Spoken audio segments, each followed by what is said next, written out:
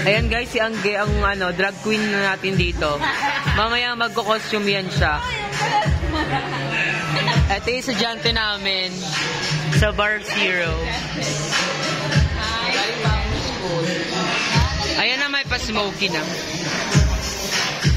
So mamaya, magiinom na si Angeline. Nang marami. Ito nga pala guys yung menu dito sa Zero Bar. San Mig Apple lang? San Mig Apple ka lang din.